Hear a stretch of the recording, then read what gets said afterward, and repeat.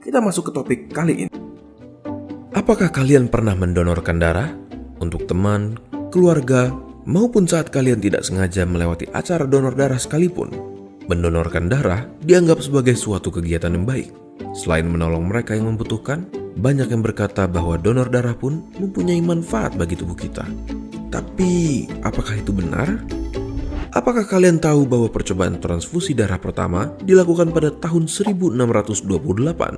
Namun, baru hampir 40 tahun kemudian pada tahun 1665, transfusi darah pertama berhasil dilakukan. Dan lucunya, transfusi tersebut bahkan bukan di antara dua manusia, namun di antara dua anjing.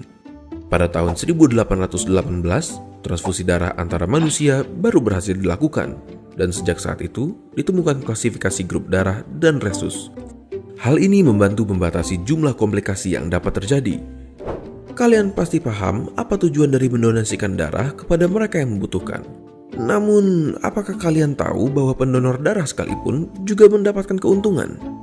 Misalnya, seperti kesehatan emosional yang menurut Mental Health Foundation dapat mengurangi stres dan menyingkirkan perasaan yang negatif. Selain itu, mendonorkan darah juga menurunkan kelekatan darah dan menurunkan risiko penyakit jantung. Suatu penelitian juga menunjukkan bahwa mendonorkan darah mengurangi total kolesterol dan juga LDL atau low density lipoproteins, suatu kolesterol jahat. Bahkan, risiko kanker seperti kanker hati, kolon, paru-paru, esofagus juga berkurang. Dan ada penelitian yang menunjukkan bahwa donor darah meningkatkan kapasitas antioksidan. Sebelum mendonorkan darah, beberapa pemeriksaan akan dilakukan, seperti pemeriksaan terhadap nadi, tekanan darah, temperatur, dan level hemoglobin. Pemeriksaan ini diperlukan karena jika ada penurunan di antara parameter tersebut, bisa saja menunjukkan bahwa mendonasikan darah justru akan berbahaya bagi si donor. Maka dari itu, jika kalian berniat mendonorkan darah, salah satu keuntungannya adalah kalian juga dapat menerima pemeriksaan tersebut secara gratis di tempat. Dan untuk kalian yang tidak mengetahui golongan darah beserta resusnya, kalian juga dapat menerima pemeriksaan tersebut.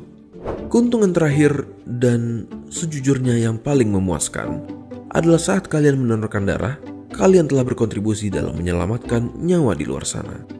Bisa saja berjuta-juta dan bisa saja satu orang. Namun yang manapun itu, tetap memuaskan. Iya bukan? Seperti segala sesuatu yang membawa keuntungan, tentu saja ada kerugian yang kalian bisa alami dengan mendonorkan darah. Namun, sebatas kalian merasakan nyeri sesaat waktu jarum ditusukkan ke dalam vena kalian dan memar yang dapat bertahan selama beberapa hari. Untuk beberapa orang, hal tersebut bisa menjadi sesuatu yang sangat tidak nyaman. Dan untuk beberapa orang lainnya, mendonorkan darah bisa menyebabkan perasaan lelah, pusing, dan mual karena pengurangan jumlah darah dari tubuh si pendonor. Gejala ini biasanya akan hilang dalam beberapa hari di saat tubuh sudah memproduksi cukup banyak darah untuk si donor berfungsi normal kembali. Karena itulah, seseorang dengan jumlah hemoglobin yang rendah tidak direkomendasikan untuk mendonorkan darah.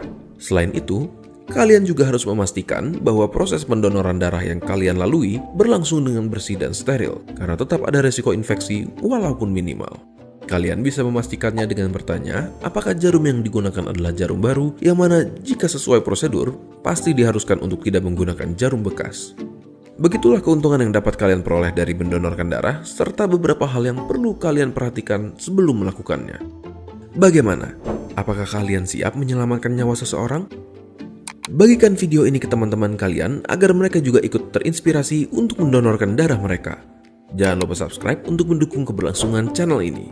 Jika ada pertanyaan, kalian bisa tulis di kolom komentar. Terima kasih dan sampai ketemu di video berikutnya.